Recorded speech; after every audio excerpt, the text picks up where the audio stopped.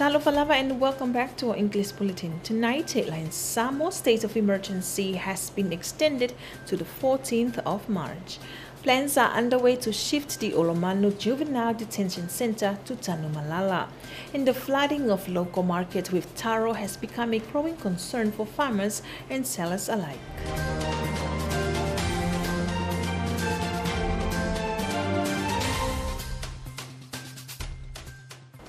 Leading our bulletin tonight, Samoa state of emergency has been extended to the 14th of March. Aisha Huj has the story. The government has once again extended Samoa's state of emergency orders, now to the 14th of March due to the COVID-19 pandemic. With the newest extension, it will make it one whole year since the country went into lockdown, as Samoa first declared its state of emergency orders on March 21st last year. The SOE orders have seen the country go through major changes with the introduction of a national curfew through shorter operating hours for businesses, public transport, and a complete shutdown of borders preventing entry into Samoa by the rest of the world. Towards the last half of the year and coming into 2021, government has allowed only 20 repatriation flights to land at Faleolo International Airport, bringing home more than 2,000 Samoan citizens that have been stranded overseas as a result of the lockdown. To date, the coronavirus has affected more than 108 million people around the world, and approximately 2.38 million have lost their lives to the COVID-19 pandemic. The United States of America continues to have the most active cases globally. Any further amendments to the state of emergency orders will be made known by government accordingly. Aisha Hutch for Talafou. Plans are underway to shift the Olomanu Juvenile Detention Center to Tanumalala alongside the main correction facility there. Here's more on this story. Police Commissioner for Yawailili Iken Kyle has confirmed that plans are underway for the relocation of the Juvenile Detention Center from Olomanu to be situated next to the Tanumalala prison.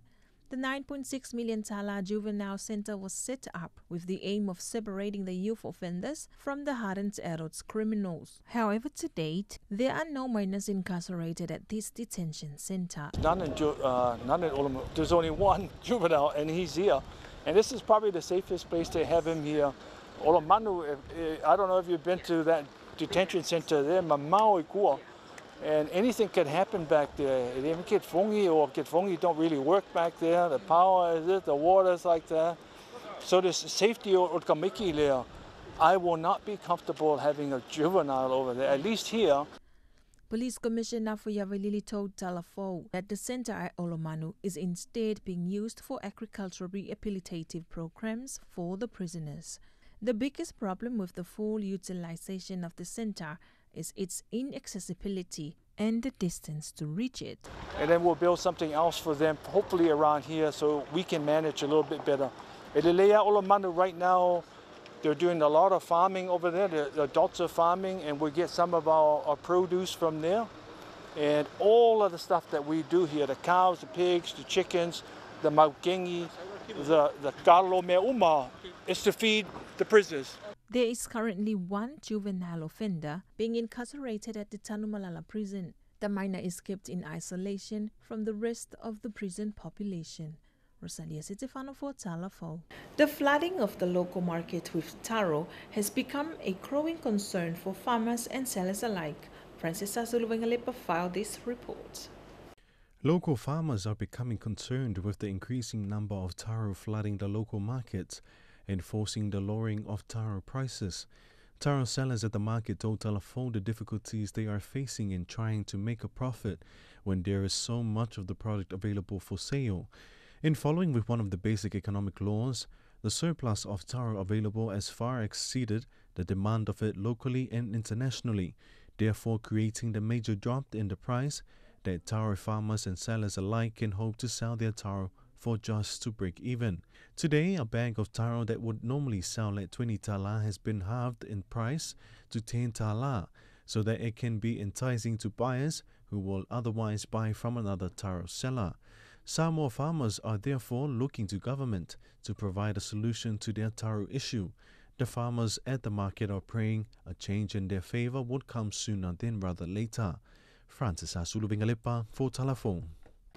A repatriation flight from Nadi, Fiji arrived in Samoa today. Web Pacific confirmed to Talafou that the flight brought over 50 Samoan nationals, which includes church missionaries, students and other returning Samoan citizens. The plane will return to Fiji with repatriated Fijian citizens, as well as local students returning to Fiji for studies and other Samoan government officials. To other news, a New Zealand Samoan doctor has told Talafou that the Pacifica communities in New Zealand continue to be safeguarded against the COVID-19 virus. Aisha Hooch has more. Dr. Marianne Heather, a general practitioner in New Zealand, told Talafou that the Pacifica and specifically the Samoan community in New Zealand are continuing to do well thanks to efforts by the New Zealand government to ensure the protection of the whole country from the COVID-19 pandemic. We're doing well at the moment. So up to date, as of today, we have 44 active cases of COVID-19, and all of them have been caught at at the border, at the managed isolation facilities. We've had 2 positive cases today, again in managed isolation facilities. In total, since the pandemic started, we have a total 1,970 COVID cases since last year. And, we've been quite fortunate. I think our government have responded really well in terms of making sure that we act quickly, because not only does it impact on our people here in New Zealand, but also to, we're the gateway to the Pacific. And so whatever happens here, it can affect our people in the islands. And so that's why it's really important that, if we get it right here, then we can look after our people in the Pacific, which is really, really important. And Dr. Heather says there have yet to be more community transmission cases, and all the cases in New Zealand so far are being discovered at patients up to date, our community up to date. So we haven't dropped the message, and we've just said to them, be vigilant. Anybody that calls in or needs to come and see us, we're screening on the phone. We're preventing people from coming in unless we know they're safe. Any symptoms, we get them tested in the testing centre that we have at the back in our Otara car park. So, I think that's the main thing. Despite what's happening with the pandemic, we need to make sure that we follow the rules. The South Seas healthcare doctor says despite the spread of the new strains at the borders, she is, however, very confident that the New Zealand government has done their part in safeguarding everyone from the disease. To be worried, but, I think the main thing that is a comfort, and I guess for us here working in New Zealand, especially in the health field, is we do have good rules around sort of border, entry into the country, and managed isolation facilities and how they've run. It's very strict. It's not going to, there's no system that's going to be 100%, but I think if you've got a government that invests a lot and tries to make sure that you protect the borders and therefore protecting the community. Aisha Hutch for Talafou. The Vineula Women in Leadership Training in Apia today concluded the first phase of their program. Alvin Sarsopar has this story.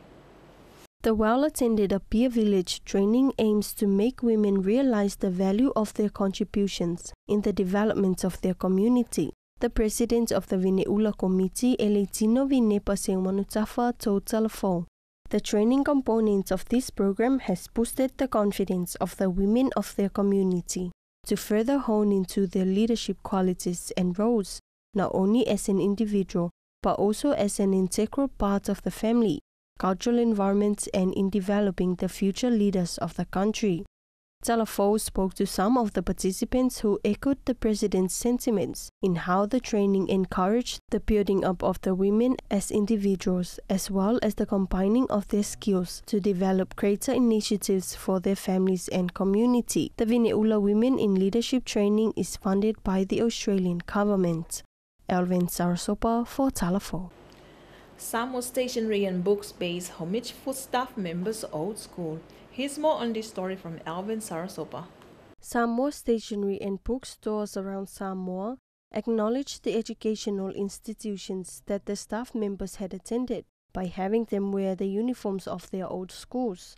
Marketing manager Asamoah Asia Stanley told Talafou that the wearing of the school uniforms by the staff was part of a giving back to schools initiative that they were rolling out. And just to reminisce and just to look back and just want to experience that life again of being a schoolboy, schoolgirl, and that is what we're doing today.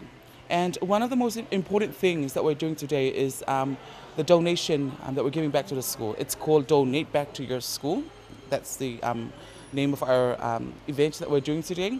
So we have all the donation boxes here available. So for the schools that our staff actually nominated and put forward for us to donate to, just to start off with.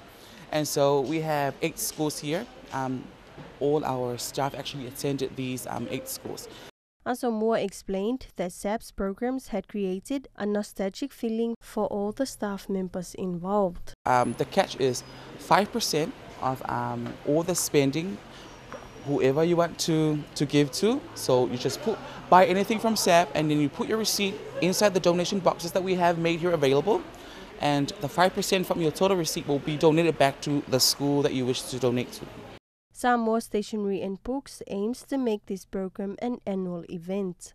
Elvin Sarasopa for Talafou. And in sport, badminton was the game, and being the boss was the aim of the courts today, with young and old competing in the initial round of this year's Vodafone badminton tournament. Francesca Sulvengalepa has more.